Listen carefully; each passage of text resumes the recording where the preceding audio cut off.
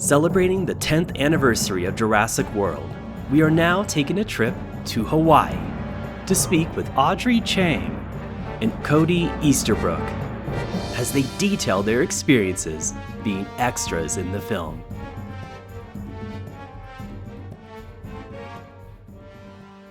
So, Audrey, you got to be an extra on the ferry boat that takes tourists to Jurassic World, and you also got to be on the dock itself that the ferry arrives at, correct? That's correct. It was like a childhood dream kind of coming true as an adult. um, it was an honor. It's any filming is always an honor to be there, even if you don't make the final cut. Just to experience what that atmosphere is like. You have to keep that in mind. That your goal for being a background artist is not necessarily to see your face on screen, even as a very fast blip. It's your goal is to enjoy it. And there's a lot of waiting around, as we've mentioned. So yeah, you really have to keep a positive attitude. But anyway, yeah, just that exposure. Not everyone gets to have that opportunity. Many have, but not everyone. Soak it in. Yeah, just go with it. And for us, we were paid. So that's a fail safe. At least we're getting that and some free food. By the way, viewers, this is being done in Hawaii. A lot of this filming on location is usually out in the nature picturesque landscape under the sun. Hawaii is near the equator. We are getting hot exposures, and with the climate change, yeah, it's hot, by the way. Yep. The big general casting call at Olelo, which one could call like a cattle call, because it's like a big herding of just a bunch of background actors in general before a production's gonna start filming. You should just always have an umbrella. It's not just for rain. It's actually also for sun. Yeah. When you're being a background actor on sets, on location, it's helpful to have some kind of shading umbrella or such. How many days were you part of the filming for the ferry sequences? 2 3 days. Yeah, about one day per scene. You always have to allot for an entire day off because things change last minute. That's the nature of this business. Even our exact roles may change on the very day of when you come on set. What was the direction that was given to you? And like, did you get to interact with, Colin Trevorrow in any way, or like a second unit director, or what was that like? Not Colin, no way. He's too good for us. You may see a glimpse of him, but if you speak to anybody, it'd be for direction. It'd be those ADs. For my scenes, I got to see the two main actors that we were with, which was the boys, Nick Robinson and Tyson Kids. Got to see them.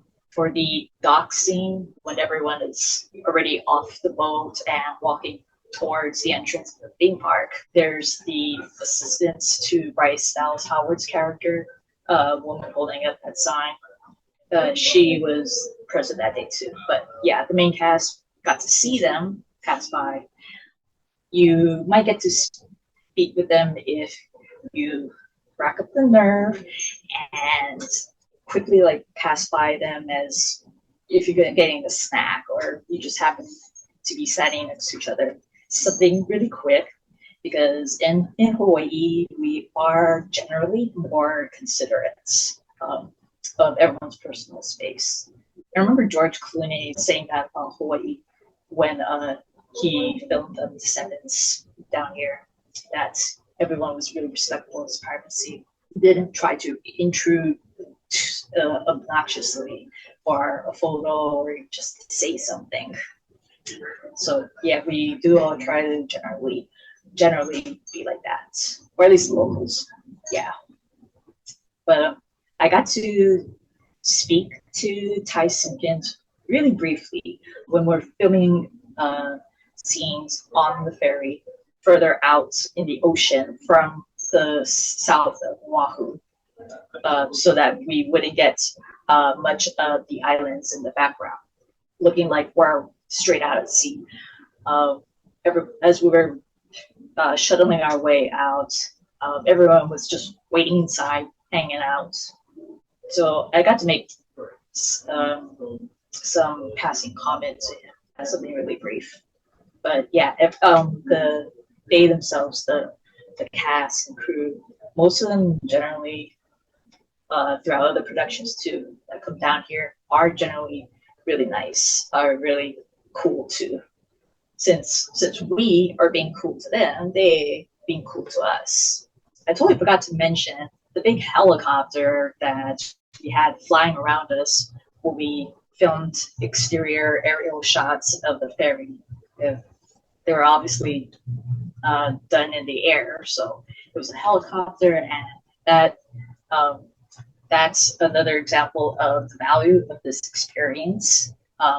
We felt like paparazzi having this helicopter with a big ass camera pointed at us and trying to get all angles of our pretty faces. All the productions I did, that's one I had that was with that experience, the helicopter going around. Besides the exterior shot of the entire ferry boat, there were also a few closer shots of the two boys, Ty and Nick, as they're hanging out on the deck, looking out to sea, and with Nick Robinson's character checking out those two girls, little things like that. It wasn't really too much of a set, right? Like that dock was already there. Obviously, the boat already existed. They didn't build a boat from scratch. So, apart from, I guess, like decals on everything, I think there was like a life raft that had Jurassic World kind of, put on there. Did you see anything else that kind of wasn't shown in the movie, or was everything pretty much on the screen that you got to experience? Yeah, there weren't too many other things that didn't make it when we are off the boat and walking towards the entrance of the theme park. Along the pier, there were long poles of banners with greetings on them, the name of the park, whatnot, in various languages to show the whole international affair of this location. Oh, so I have to say, a prop that I was given was a digital camera also. Had batteries, and I thought it didn't have a memory card at first, but it turned out it did have an SD card in it. It was just really small, like 4 megabytes. So all I had to do was just slide the card out of the camera and take that home with me, and boom, yeah. That's great. That's a very Dennis Nedry thing you did. Yeah, just like one of the other New Orleans extras, I kept calling them Nedry. So yeah, you're the Nedry in this case. You were incognito in the actual set doing this. So yeah, you're Yeah. just as Nedry. Yes. Since I've had experience doing this before and after Jurassic World, I kind of knew all some tips to take to try to make my experience more comfortable, as well as pull a Nedry, such as the outfit that I wore, which is this same dress. It has pockets. Oh, nice. and it's a flowy structure, so it does not highlight any shapes like a smartphone that might be tucked in, which I did make good efforts to not whip out, since you're not supposed to. So I'd only pull it out to secretly message about all the hype with some other friends like Charlie. Dude, it's so cool. Dude, it's so hot. But that camera, that was so cool. And I got to use that as I took mock pictures and had another extra use it to take a picture of me with those banners. Clever girl. That was quite thrilling. That's the thing with these moments, these experiences. It's when when you're in the moment. That's what gives the quality of life. That's what's magical. Yeah, it's that experience. That's why I wanted to talk to everybody for this whole project, really, is to kind of relive the feeling that you all had in that moment, because I can just only imagine how special it was. It's like you're basically part of film history, because I mean, every film is part of film history once it's completed. That's it, it's in the can, as they call it, right? So, no, I mean, especially with a big franchise like Jurassic. What I would say to that is, you know, I'm the prop. I'm like the living prop from the movie. Yeah, that's right. But that's a fun way of thinking about it. It's like, and that's how we got pushed around on set too. They just moved us around like props, right? Just plopped us wherever they want. So, Cody, were you a Jurassic Park fan before you became part of Jurassic World? Yeah, I think Jurassic Park was definitely a huge part of my childhood. So I grew up watching that, and it was something that was so fascinating to me. So when I heard they were rebooting the series, I knew I had to be a part of it. So I was very excited to take on a little small role and be a background actor and to be on set and watch the magic happen again right there at Kualoa Ranch, where it all began many decades prior. So yeah, it was really exciting to be a part of that. What was the process like to become an extra on that movie in particular? Because apparently people can't really just like fly in to be extras on Hawaiian sets. You have to be local, right? Yeah, it's important that you are local to the island. That's one of the questions that they ask whenever they're picking people to work as background. I already had a relationship with the casting people, so they reached out to me and said, "Do you want to work on Jurassic World?" And I was like, "Of course. That's like the most amazing thing ever. I'd love to be a part of that." So yeah, so I had a relationship already built in there, and I got to work on the set for over a week, which was really fun. Every day, just out in the jungle, right there by the Indominus Rex enclosure on set at Kualoa Ranch, and yeah, we had a great time. What was your role exactly for that? So I was considered one of the Jurassic World construction workers. So they were obviously trying to build the enclosure bigger because Indominus Rex was growing much faster than expected. And it was the scene where Chris Pratt and the foreman are actually in the cage and can't find her, and then realize that she is in the cage with them. And the whole scene where they have to get out and they're trying to get out, and she first bites one of the, she devours one of the construction workers who I actually photo doubled for. So, meaning they used the back of me to shoot that scene when he was gone. So I stood there with Chris Pratt and the other foreman guy, and then I mean, Dominus Rex escapes from her enclosure, and all hell breaks loose. And it was a lot of fun just filming that. We just Colin Trevorrow, who was the director, did one take where he didn't prepare us for what was going to happen. So we're all just, I was actually like a contractor. So I had like my contractor vest on, had the plans, the blueprints, and everything, walking around checking in on all the workers. And then Colin Trevorrow yells out, he's like, "The dinosaur is out. What do you do?" So with no warning, we just all had to run into panic mode, and he just wanted to see what a real reaction would be. And they had like those little vehicles, and I just jumped in one of them and just took off. Like I wasn't even supposed to be driving it, but people jumped in with me, and we're just riding around on the set trying to escape this dinosaur that Colin announced had just escaped. So the reaction was pretty real because we didn't see it coming, and all of a sudden he's just like, "The dinosaur's out, run!" And yeah, that was our natural reaction. So it was pretty cool to be on that set. They did a lot of small details, which are really cool to be a part of. For example, just our name badges that we wore, we had to go into wardrobe in advance and get a photo taken so they could actually have our picture on the name badge instead of just a generic picture. It was our actual photo on our name badges. So that was pretty cool. I think I stole that little name badge afterwards. I think it's somewhere around here. I definitely did steal a patch from wardrobe though. I have one of the Jurassic World patches that I took off with. Oh, But nice. yeah, Yeah. Yeah, it was a lot of fun to work on that set.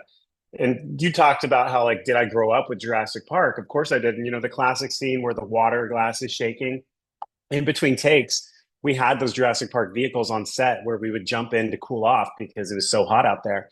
And I'd set my water bottle on the dash and kind of stomp and reenact the scene with the water shaking as the dinosaur approaches. So, yeah, there was a lot of nostalgia to being on this set and working in something that you grew up with that was, part of your childhood. That scene of us running around was an entire day. I mean, there was multiple days of filming because there was the construction vehicle that had to get lifted up and dropped. We had a helicopter landing. We had Chris Pratt underneath one of the vehicles covering himself with oil so the dinosaur didn't smell him.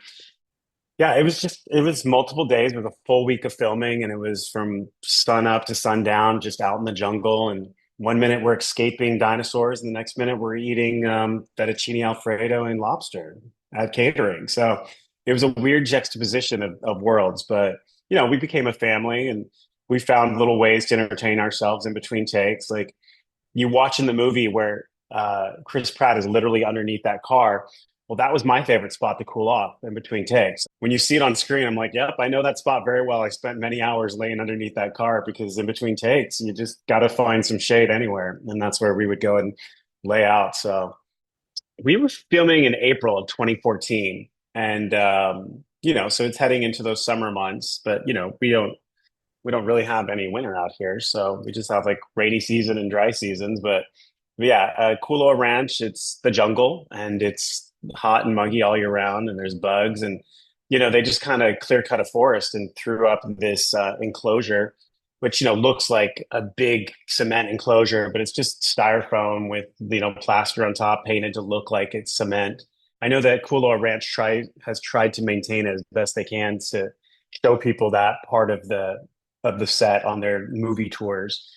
But yeah, we spent at least a week out there just living in the jungle, hanging out, making friends, and chasing dinosaurs. I was kind of sad that, we're living in an era of no longer practical effects, but more CGI. So there was no actual real dinosaur that we ever saw on set because it was all placed in post. But they did bring a huge dinosaur foot to set to give us reference. So they were like, this is how big the dinosaur is. This is the foot. And it was this big white styrofoam foot. And they're like, for reference, this is the size. Yeah. And they did scenes where, the foreman gets pulled from the ground. He was on a crane and lifted him up into the air.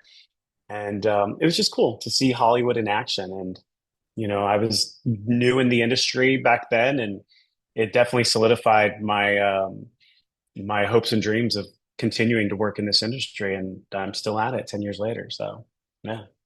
The foreman you mentioned, I don't know if everyone realized this, but he was actually one of the townspeople extras on Parks and Recreation, which was also a show starring, of course, Chris Pratt as Andy Dwyer, the lovable Andy Dwyer.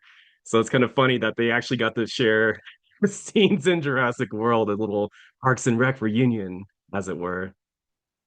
What's funny is I didn't know who Chris Pratt was at the time because Guardians of the Galaxy hadn't dropped yet, and obviously he blew up with Jurassic World as well. And I'd never seen Parks and Rec. There's long takes in between, and I was placed next to him for a couple of scenes, and so during the long waits in between while they're setting up cameras, oftentimes, the celebrities would leave and go to a trailer or to a cooling van or something like that. But he was just hanging out. And so, yeah, we got to talk story a little bit and got to know him. And yeah, it's kind of cool to know that he, was down to earth kind of guy and telling me about living in Maui. And I told him about my days in Maui as well. So, yeah, it was interesting to meet him. Later on, when he blew up, I was like, whoa, okay, I know that guy. So it was kind of cool. Well, and kind of inspiring that he came from the islands, right? And that, his career blossomed. So it's kind of like that could be you next, that's what's great. Yeah, that's the beauty of Hollywood. You never know whose dreams it's gonna make next. So, There's the Indominus Rex in that scene, but originally it was called the Diabolus Rex, apparently. Did you ever hear it referred that way while you were on set, or did they always refer to it as the Indominus? yeah, it actually was called the Diabolus Rex, and that's how they did refer to it when we were on set. So I don't know when they made that change, but yeah, so that was the original thing that I remember hearing on set. Yeah, it seemed like it to me too, because even watching that scene in the movie, it looks like there's some ADR there where their lips aren't quite matching when they say Indominus. It's like a little bit off in that scene in particular.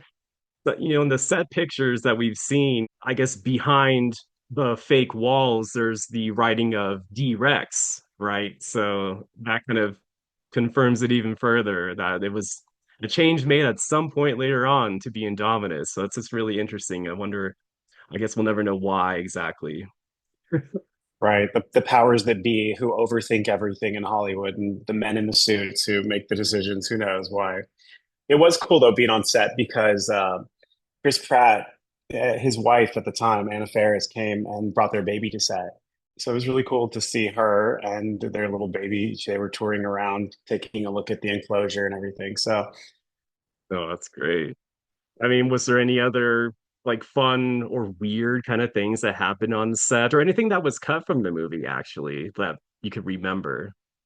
well, I mean, there's a lot that's always gets cut. It seems like you overshoot and overshoot and overshoot, and you never, you'll work for a week and the whole scene lasts about, 30 seconds in the movie. But I was one of the few that got to go on the other side of the enclosure on the inside because I was photo doubling for the first construction worker who got killed. So yeah, so I'm actually in the scene, standing in, they're filming from behind, and I'm with Chris and that other foreman. And so it was cool to see like the padlock and where they press the button to try to close the cage and to be on the other side and to see how they, cleared the jungle and then placed the plants strategically to look like they've been growing. And I just really love the iconic vehicles with, the Jurassic logo on the side of it. And I too snuck some pictures while on set, which is a no-no, but I did it anyway. And now I have these lasting memories of my time as a Jurassic Park construction worker. And yeah, it's something that'll stay with me forever for sure. I feel like especially like if you don't really quite share the pictures till after the movie's out, it's not really a big deal. It's fine. Because otherwise it's just gonna be lost forever, right? The lost world, if you will. So you don't Yeah. want that. I know they were very active on social media about making sure nothing leaked. And one of the extras did post one of the pictures online. And somebody from production office said they were starting a lawsuit against him if he doesn't take it down immediately. So yeah, so they were quick to be following what was being posted about the film, and one of the extras I think got kicked out because he had a camera on him or something like that. So you got to be more sly than that. But it was a really incredible time.